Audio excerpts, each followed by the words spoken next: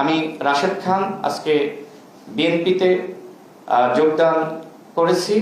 জনাব সালাউদ্দিন আহমেদ এবং আমি রাশেদ খান, গণ অধিকার পরিষদের সভাপতি নুরুল হক নূর, আমরা তিনজন একসাথে এই আন্দোলন সংগ্রাম সমন্বয় করার কাজ করার সুযোগ হয়েছে এবং আমাদের সংগ্রামী মহাসচিব যে সময় তিনি গ্রেপ্তার হন, বিএনপির সংগ্রামী মহাসচিব আমাদের সালাউদ্দিন আহমেদ ভাই, তিনি ইন্ডিয়া থাকলেও এই আন্দোলনকে যেভাবে সমন্বয় করেছেন এবং আমার ভূমিকা সম্পর্কে আসলে আমি বলতে চাই না, সালাউদ্দিন আহমেদ ভাই তিনি জানেন, তিনি বলবেন।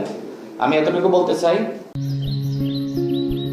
জাতীয়তাবাদী দল গণমানুষের অধিকার প্রতিষ্ঠায় লড়াই সংগ্রাম করছে এবং শহীদ প্রেসিডেন্ট জিয়াউর রহমান, যাকে আমি নিজের আদর্শ হিসেবে মনে করি, বর্তমানে বিএনপি নেতৃত্ব দিচ্ছে জনাব তারেক রহমান, তিনি আমাকে অত্যন্ত স্নেহ করেন, ভালোবাসেন। ফ্যাসিবাদ বিরোধী আমল থেকে তার সাথে আমার সম্পর্ক।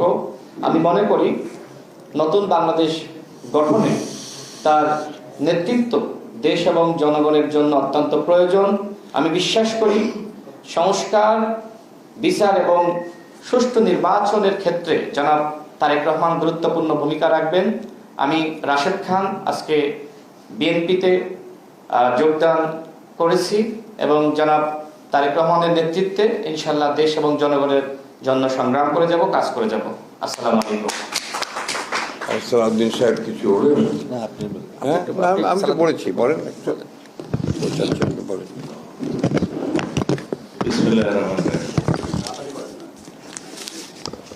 জনাব রাশেদ খান, তিনি ছাত্র অধিকার পরিষদ থেকে শুরু করে গণ অধিকার পরিষদ পর্যন্ত তার যে যাত্রা এবং বিশ্ববিদ্যালয় কেন্দ্রিক যে ছাত্র আন্দোলন গড়ে উঠেছিল, তার যে সাহসী ভূমিকা, তাতে দেশের ছাত্র সমাজের দাবি মানতে তৎকালীন স্বৈরাচারী সরকার বাধ্য হয়েছিল। সেই ভূমিকায় রাশেদ খানের নাম আমাদের ইতিহাসে জল জল করে জ্বলবে, উজ্জ্বল থাকবে।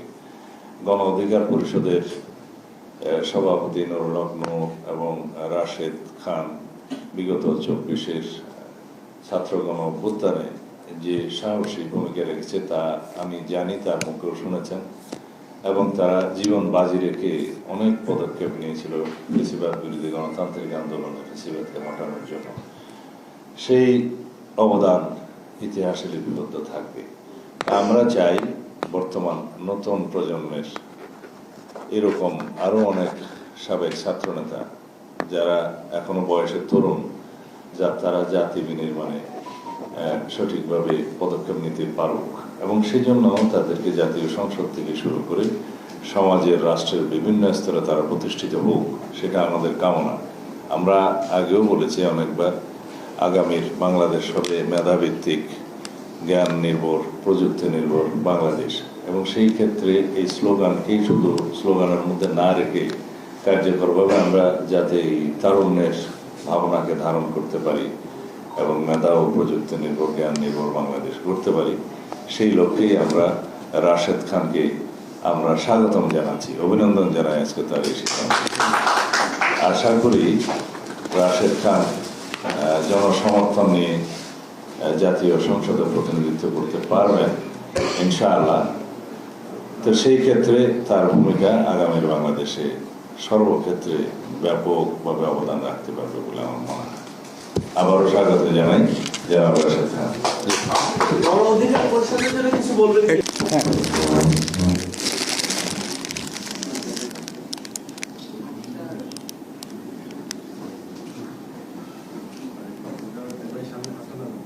মোবাইল